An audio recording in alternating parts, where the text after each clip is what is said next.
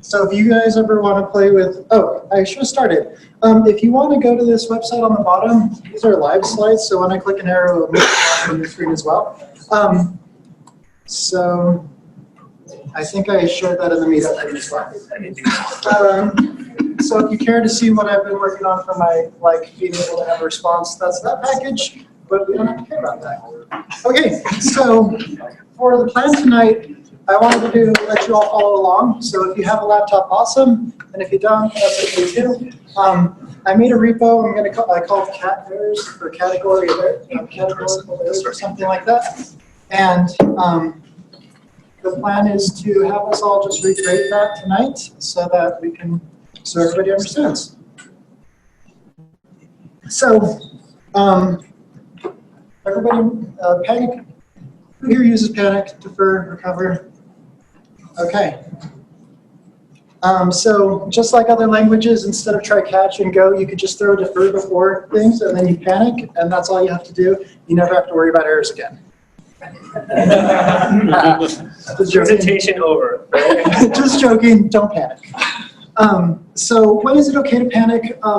The best times to panic is, I agree with this guy, Matt Ryer, who says, if there's some case that you know something will panic, it might panic, wrap that in a better readable panic so that way you know, rather than saying, hey, there's a pointer to a map, if you have like a nil pointer to a map or something, and if that comes up a couple times, then wrap it with a better panic so that way it's more readable. I think that's the only main acceptable time to panic. Should you ever have a recover then if you're not panicking? Yes, every application should have a Pokemon recovery to catch them all. So at the top of your application somewhere, just so you don't crash your application, there should be a recovery somewhere in your application to catch things. So what is an error? In Go, error is just an interface. Interfaces in Go is just, if you have a thing that has the function, then it is that thing. So, ish. So if you wanted to make an error, you just make a struct that has the function error that returns a string, and any struct that has that function is an error in Go. The standard in Go, you probably all know, is make the last, because you return multiple values from functions, you make the last return your error. So if I'm saying I do, then you return an error as your second or your final value. And this is the standard way in Go to handle an error. You just say if error does not equal nil, handle it somehow. So the main ways to create an error, there's the errors package. So you say errors.new. If you need special formatting, you say format.error. So if you guys want to follow along tonight and make this package for yourself, make a file, call it cat error. Can you show us that GitHub link one more time? Sorry. This one?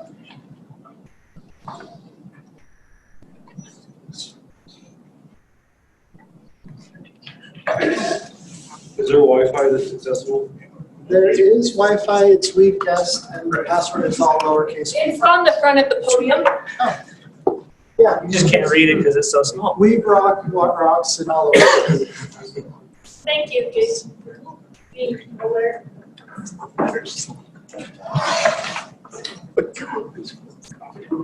Okay, so I guess I'll go over and explain what's going on here. So we're creating a package. On the top, I'm making an interface. And so this is just saying, here's all the functions that this magic error is going to have. I use an interface just so that way, if somebody else makes an error that has the same functions, then it would still work. It doesn't have to be this version. Like if there's a couple different versions of the same package out there, yours versus mine, they'll still work the same way, as long as they agree.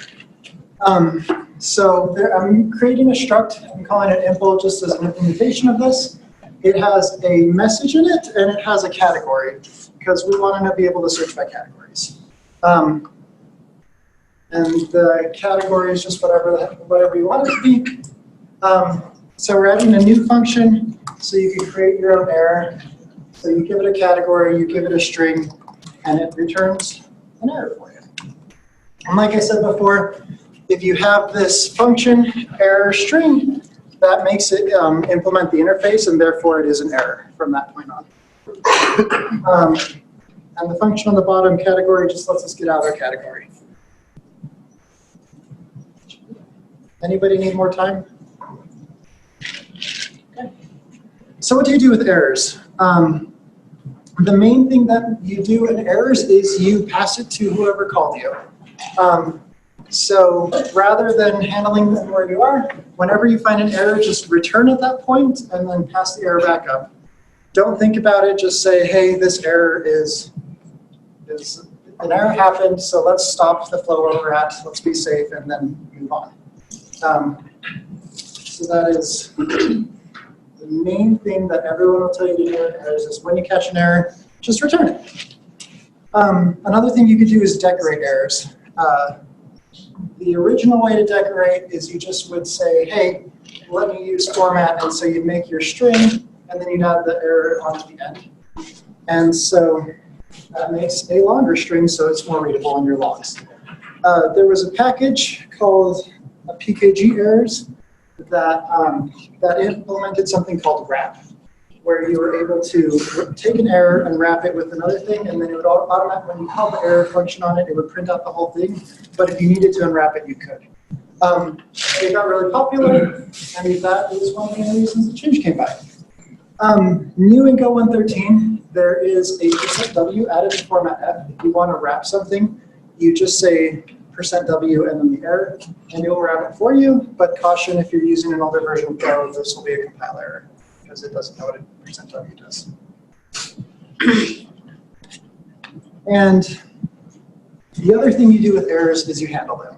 You should only ever handle an error once, and you should only handle an error when you can't return it back to the parent function, or you shouldn't. If you can't stop flow and return up from there, then do it. So at the top of your main functions, you probably want to log it somehow. And handling your errors is your choice.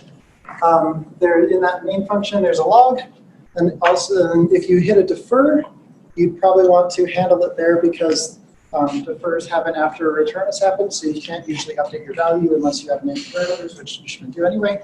Named returns. So if you hit a go function, if you hit the main function, if you hit a defer, or if you just want to continue flow without breaking flow, handle your error somehow.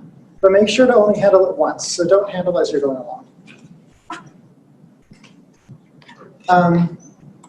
So if you're following along, this we are adding to our own implementation an error that's wrapped, and then a wrap function so you can wrap your own error. So this will take an error category and a message, so that way, if you had a different error from something else, you can still use the same category or message.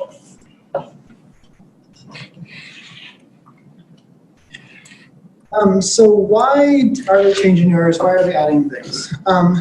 So a big thing that people want to do is say, hey, if this error is of type not found or a database problem or something, if you know what type of error is coming through, people want to handle it differently, maybe decorate it differently.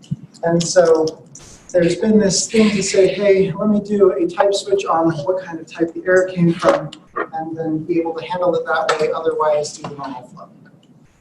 That became super complicated when we started wrapping errors, because if you had a type 3 wrapped down, you weren't able, if you said what's the type of this error, you just have whatever the wrapper on top is, which makes it impossible really, unless you know to unwrap every single time. So you'd have to write your own functions to be able to unwrap as many times until you find what's going on.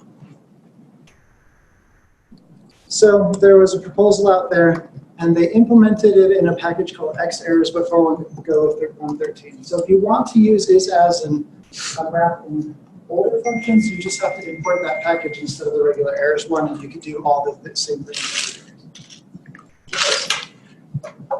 So here are additions to errors. Unwrap is what it sounds like. So when you wrap a function, an error, if you want to get that out, there is an unwrap function. Like other things with errors, it's just an interface. So if you have a function that's called unwrap with error, this is the definition of the errors package unwrap. It says, hey, if you have this interface on there, unwrap it, otherwise don't. So it just lets you pull out a wrapped version. So, if anybody's following along, it doesn't look like anyone is. So you could you could add an unwrap function to errors. So just into our interface to know all the functions that are available for this thing, add an unwrap function, and then, the unwrap definition, and then add the unwrap function, and it calls that wrapped error that we had added to our struct. As is the, that was weird. As is the most confusing part of this whole thing. So as is, if you have an error and you have another error, it's a comparison to say, does this error match that other error? And so you pass in an error and then you pass in a target, which is a pointer to a different error, and then it will do a comparison, a type comparison, and then call an internal as function to be able to know if they're a match. So this is, again, the errors implementation. It says, hey, if there's on an error, and it matches the interface of as interface Boolean, call it. And the Boolean is just, does this actually match? Can you use as on it or not? So you don't have to do a null check on this error. Jason, is the goal on that the same as like trying to, because the type is wrapped, it allows you to see if that type existed anywhere in the chain? Mm-hmm. Okay. Yes, so what it actually does is it checks the top one, unwraps, checks the next one, unwraps until it runs out of unwrappable things. And if it ever stops, finds one along the way, then your pointer then points to the error from that chain. So can you pass a wrapped one as a target then? You wouldn't want to do that, right? I think you can. The important part is whatever your function, whatever type you have, there's a function called as. And it's an interface on there, and you choose what that interface does. And so if you pass in the wrapped one, then it will type check, and then if it has that, it will unwrap and then call the as function using whatever error you pass in. So if it is a wrapped one, then it will compare the as function on that. So if you wanted to say if any of these change, you just have to update your as function on your struct to be able to handle that. So this is probably the most complicated thing that we're going to do here. And so what my as function does is it says, hey, if that error matches this interface that we've created so far, then check the category on the error. And if that matches the category of the error that I passed in matches the one that is the target, then they're the same. So you can decide however you want to say they're as. That was how I decided. A lot of the times I just say, does the interface match? And then it doesn't. So therefore you can try any different. If you have just like, if you wanted to make one with just like 12, if you wanted to have different attributes or something, you'd say, hey, does this match this interface with attributes? If you wanted to do like an HTTP status code or something, you could say, hey, does HTTP status code exist? And if so, then return it. Or just say, does it match this at all? And then you could use it in your function later, having all the structs. Whatever I pass in would therefore be able to use this interface. Why do you accept like the standard interface instead of the interface you defined here? Why do I accept the standard interface rather than this type? That is the definition that is requested. So the errors.as checks for as interface bool. He's implementing that interface. Yeah. Okay. So it has to take the high level one.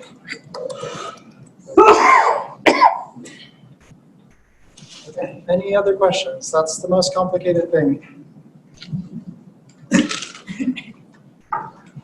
But that's why you have to type check it right there, right? That's how you have You're checking it against your type, your Yeah. interface, I mean. I'm checking the error interface, any error that gets passed in. I guess it might even work with non-errors for some reason if it's an interface, but you could just pass in any type and say, does that match my error all the time. So, kind of clever, kind of tricky. Why as and not is? Well, is coming up next. Okay. So is just a Boolean of does this match or not? And so as lets you actually get back a pointer to that type, the one in the string. So if you need to be able to do something with it, like pull off fields or just interact with that type, then you can use as. Is just says, does this match or not? And so, well, Does it unwrap as well? yes, is unwraps as well. So the errors package decides and unwraps along the way for you. I think it's fun to know that if somebody wants to implement return true as their way of returning the interface, then everything will match all the time. So you might want to know how people, might want to look into how people are implementing the is on their functions. Okay, so this is function finally solves the issue that we had before of being able to check if a type is something. You can't use a switch because you're having to do a function call. So you're just going to have a couple errors.is, your error, and then whatever type of error that you want to match. And then that solves the issue that the whole reason this change came about. So you can know if your error is of type whatever. So a database error, even if it's wrapped. And so yeah, the way that I implement is I just call as. Because as will return true or false depending on if it matches or not. There might be a more less memory using way to do that, but the easiest way is just call your as and return whatever it returns, and you're good.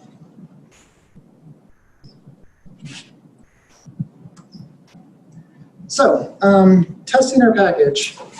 So, to make sure that this works, I've made a function that's just a helper so you know what you're checking. And I said, does this error have that category?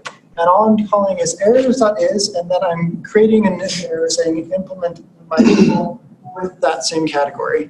So if the category matches on my new error versus the one that's being passed in, using the is, which will unwrap all the way down the chain and check if it ever matches, then it returns true, otherwise it doesn't.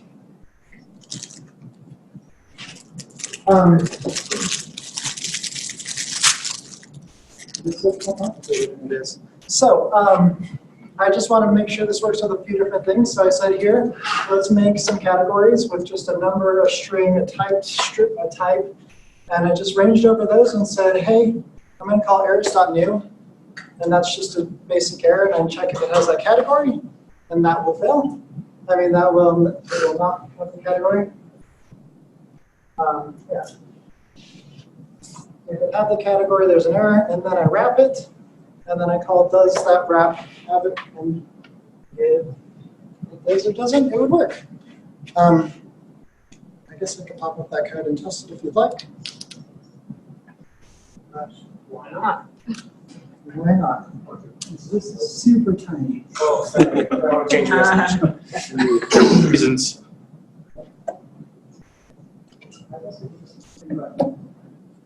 So here's the whole thing that we went through. So we have an interface on the top that says it's an error. Font size just a little. Bigger. Bigger. There we go. Okay. So we have an interface. So this is what this error has. It has an error. It implements wrap as and is, and it has a category that you can pull off. The error itself just has a message, a category, and if a wrapped error if it's wrapped. You can call new if you want to get new ones. So you pull out an error if you want it. You pull out the category really easily. Wrap does the same thing as new, just wraps it, puts that error in there. And unwrap calls unwrap. So you want that to return nil if it doesn't exist. And that's all. And so we've run some tests. And this has no errors. And if we wanted to say, hey, does this have a different category of like,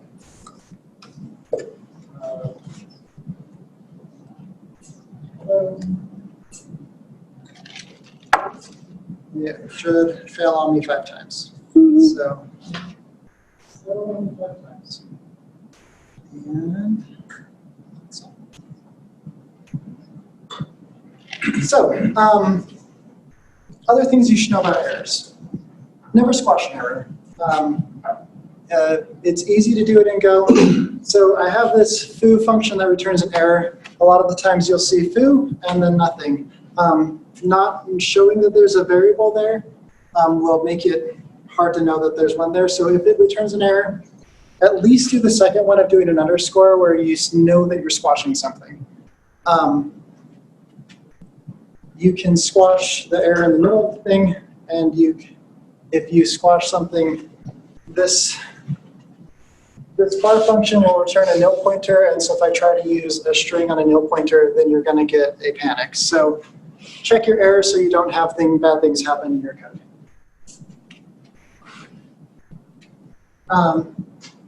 This might be controversial, but I think don't even squash them in Go funcs and defers. A lot of the time you'll see defer and then just the function name, or Go and just the function name. It's better to make an anonymous function, and then you could actually handle your errors when they happen. Questions? Yes. What about like a defer close? That's pretty common. Yeah, I actually think you should always do it, but You actually do it? I do. But I don't know if everybody else does. What do you do with Throw in the that? guy? Yeah, What do you do with the error if it's not a named error that you can well, I'll propagate? get to that. So Okay. in this case, I just say log it. And so a lot of the times that's what people do. This is what I exactly say. Decide how you should handle your functions. Handle your errors. So this function here takes an error and then it will log it. In my work, I actually log it using a different logger. I create a metric. I translate things I put status codes on for HTTP errors. So if an error happens, I handle them and I get like a bunch of metrics all in the same way. And so no matter where the error happens in the code, I still get the same response in my code. I don't have to think about if I'm using format.println or if I'm using log.println or if I'm using the logger package or if I'm using debug or not. Every error in my system looks exactly the same because I call my handler func. I actually think that this is a problem in Go. I think that there should be in the errors package, a handle function that's configurable. So that way internal packages could be able to call that function and then they could be handled in the same way as your main functions happen. If you agree with that, there's a proposal link there. Go thumbs it up so the people in the Go community agree with that. So I haven't gotten very many likes on it so far. I personally think that packages shouldn't decide how you handle how your functions are handled. If they're using format.println just because that's the easiest thing to do, that won't show up in any of my metrics or logs in my stuff. And so I'd be kind of annoyed if I have to go find some weird logs because I can't control it. So hopefully most of the time they pass back the error to me like you're supposed to. And if they don't, then it's a lot harder of a situation. There's a few packages out there, I think like NetHTTP with the servers, that you can actually create your own handler func specific for that package. And I think that that's way too much work for something that should be standard. If you're making your own types of errors, only return error as your function type. So I have the same type called myError, and here's 3 different ways to return it. The best type is return a type. If you want to return a pointer, that's okay, but you'll come across an error. At least you can still do nil. And then this worst one is if you pass in a type, then it can never be nil, so your nil checks will always fail, or you won't even be able to do them. The problem with passing back a different type is that, so if that wasn't there, this error of bad example is of type this, and so in the next line when you say error equals good example, it would actually give you a compiled error because this error is not of that type. So if you did the good example before bad example, it would compile fine, but if you did it the wrong way, it wouldn't. I think that that's the problem with Go as well. Not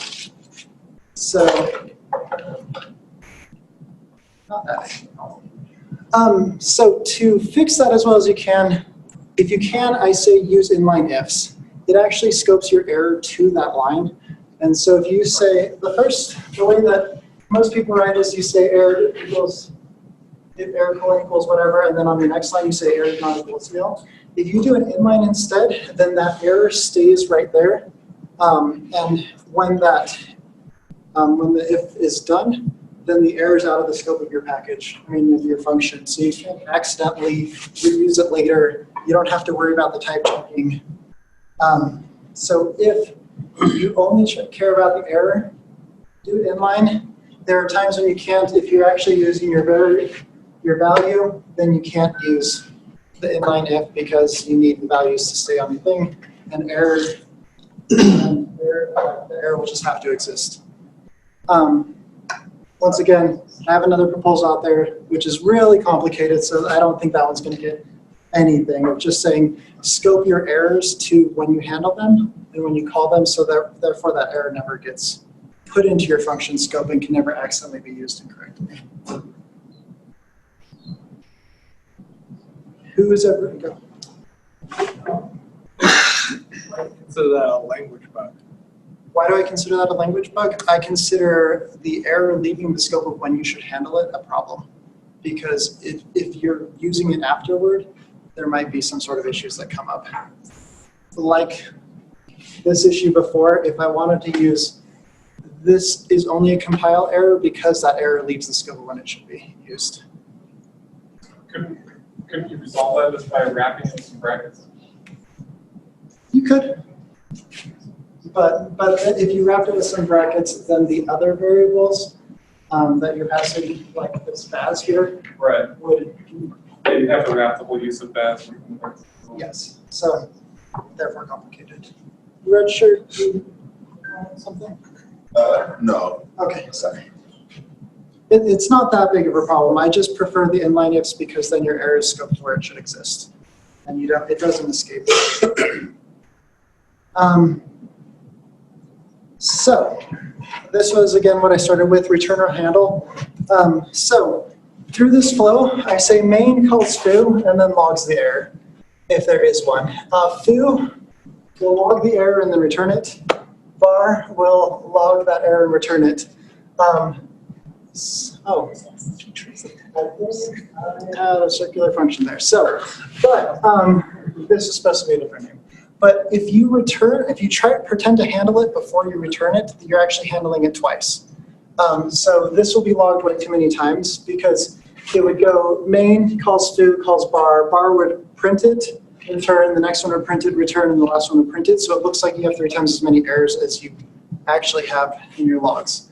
So please only handle your errors once. At the very top of the chain, handle them. Otherwise, just return them up.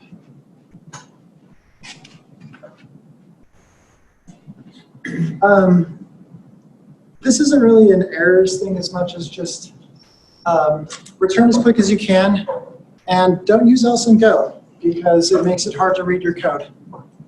Just never, if you could go without using else, don't, because it makes it so the left side of your code is a nice line of sight of your happy path, and the first time reading over a code, you just have to read the left side, and then if you ever care about the details, you could go in if you don't use else. Otherwise, so that's so that's the whole thing. Any other questions, comments, ideas? We took like logging errors out, like it's scoped so that only our kind of top level PKG, like our handlers, can use it to prevent people from handling errors all the way up the stack. So it waits till it gets into like the, our frameworky stuff to do it. Curious. Yeah, that's what you should do. The only time you can't do that is in defer functions and go functions because you can't pass the value up. So you want to do that as much as you can, but it's probably, you probably still want a function that you call anytime you need to use a code in your your errors that are in the middle of your code that are like warnings or stuff still get handled.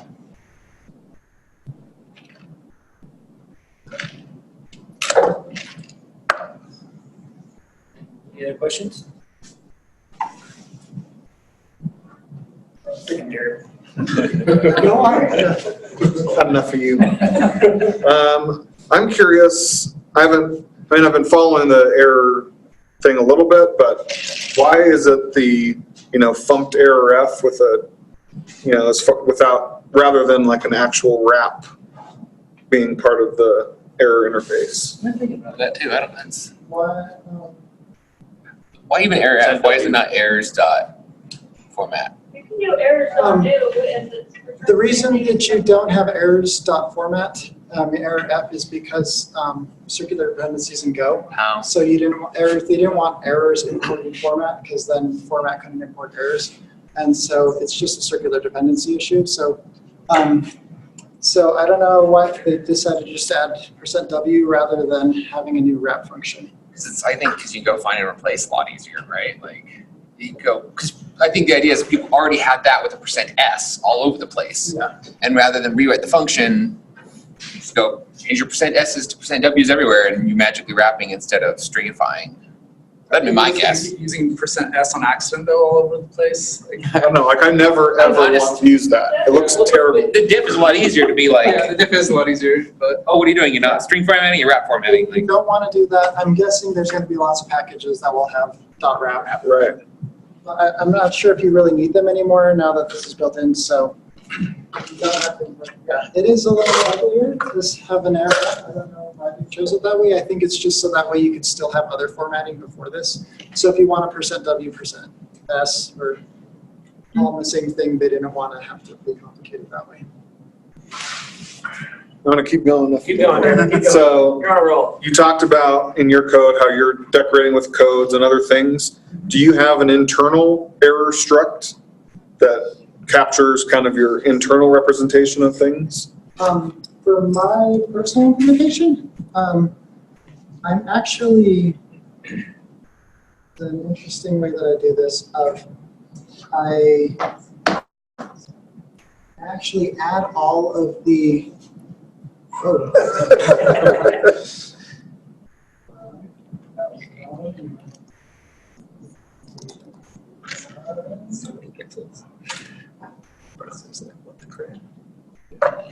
So the way that I'm doing it in my local one is I have actually just started using the context that Go passes around in most functions anyway.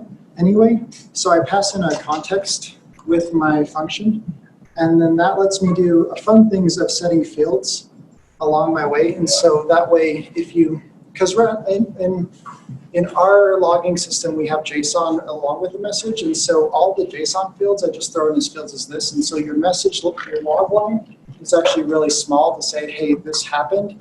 And then all the extra information you need is just on those fields.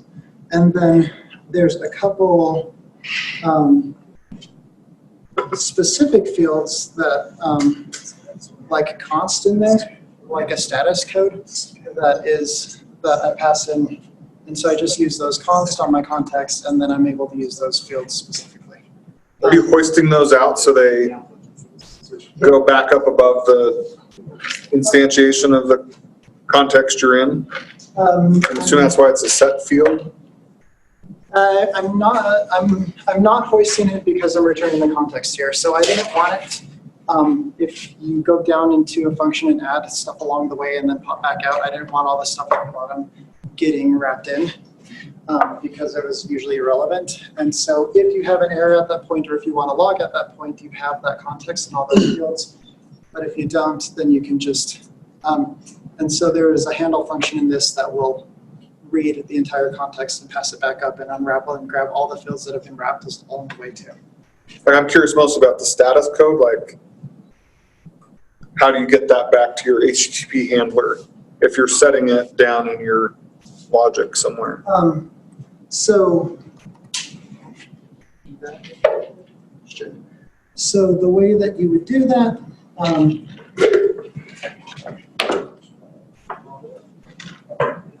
So I have an HTTP function that pulls out the status code and the response. And so on my, I just return,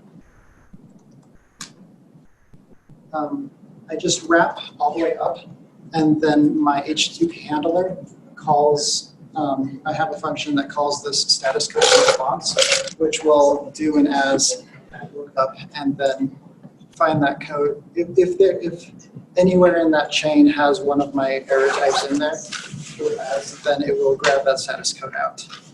And so It's stored, so it's not stored in the context? it is, I'm storing the context on the error itself. Oh, So my struct for an error includes a context, and so I'm able to pull that out at that point. So it's a weird implementation, but so you kind of are hoisting it out. I'm only hoisting it out on handling and not every other time. So yeah, So you're putting the context in the error struct, yes. and then you're not passing it on? Or- Okay. I understand.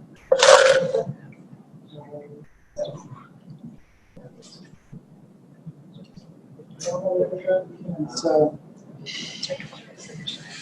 yeah, now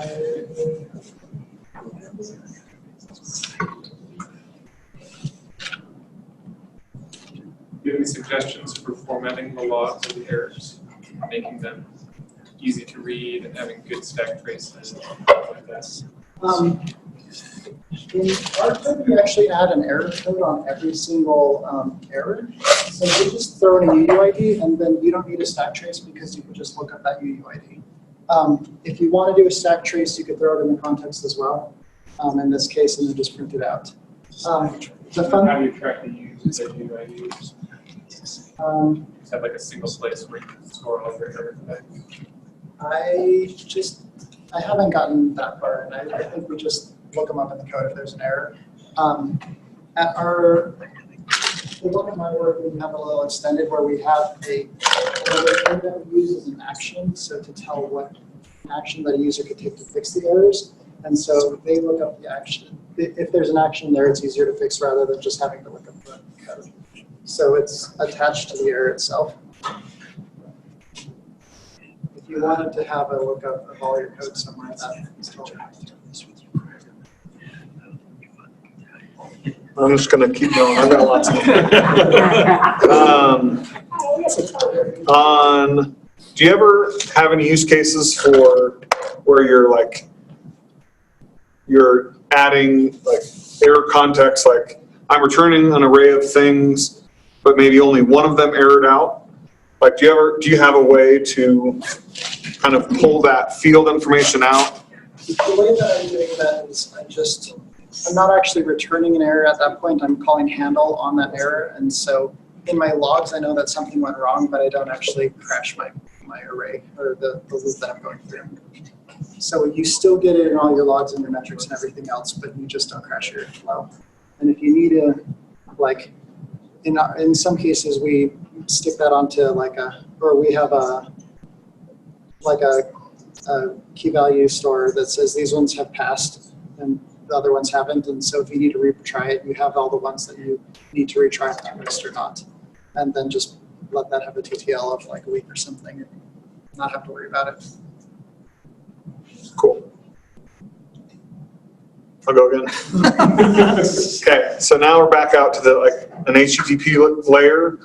How do you sanitize messages going out?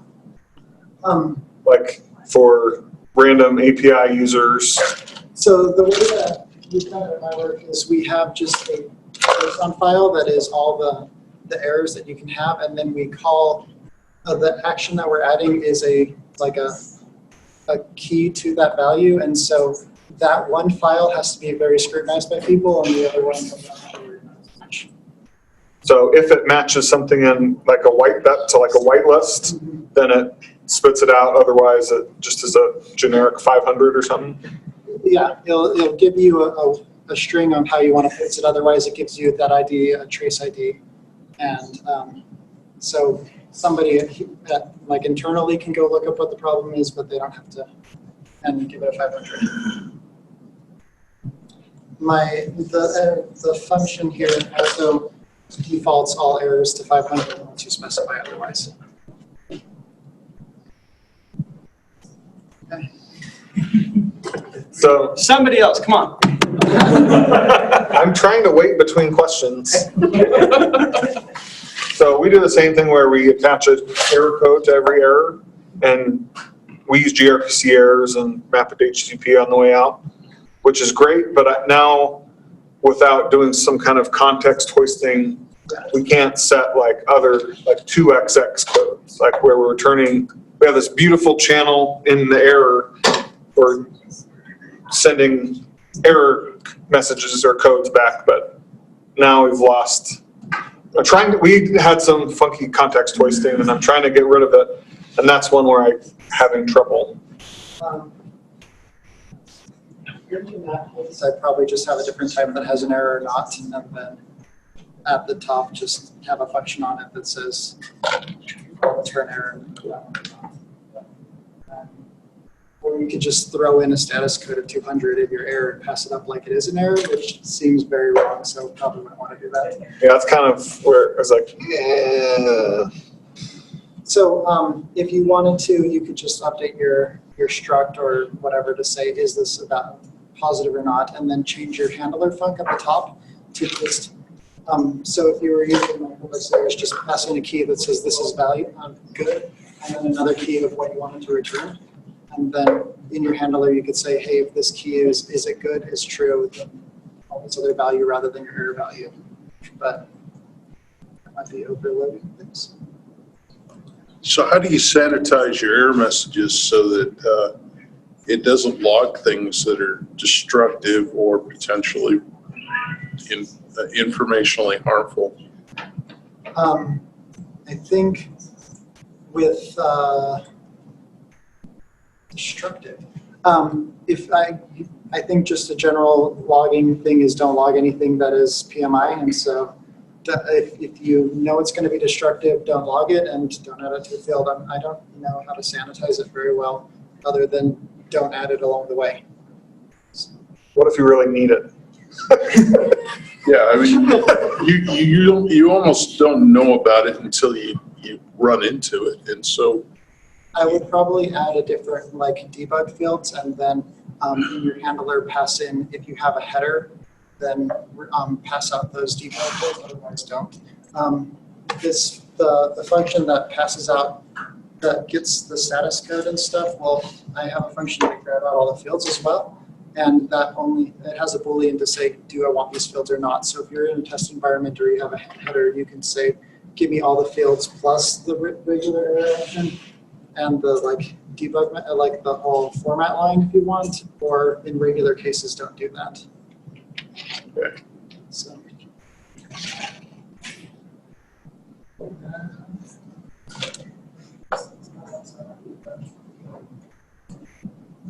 Derek, are you done? Just giving other people a chance. Of the question just to shut you down. Backwards compatibility. Like if we have a bunch of people who are still on 48, and then everybody's moving on to this new error package, we have emergent error patterns. in place. So the question is, for compatibility, what does this do? And for some reason, I can't go around my slides anymore. If you want to use is and as in your functions and you're using an older version, just import the xerrors package, and everything will work other than %w. So you can use %w to wrap your functions, but everything else, as long as you just use the xerrors rather than regular errors, will work backwards compatibly.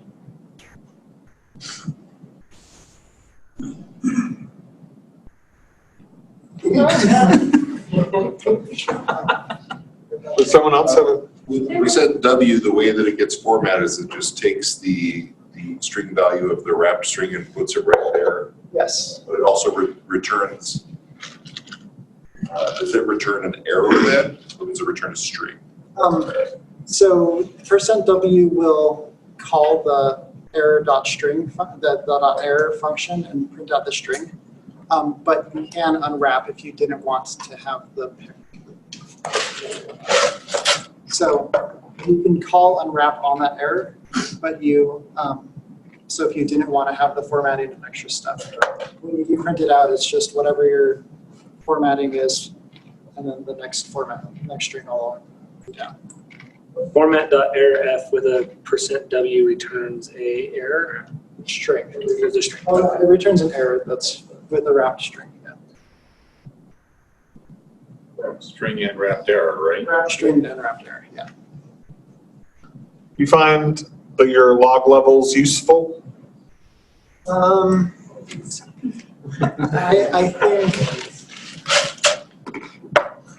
think debug is good. I only use error, warn, and info most of the time in production code, and debug and not in production code. Warn is anything that I can ignore, but I should worry about later. It's a metric, basically. It's a metric. It's maybe we should look into this. Maybe we should handle it as a warn. Anything else is an error. All these warnings spiked. Maybe we should look at that.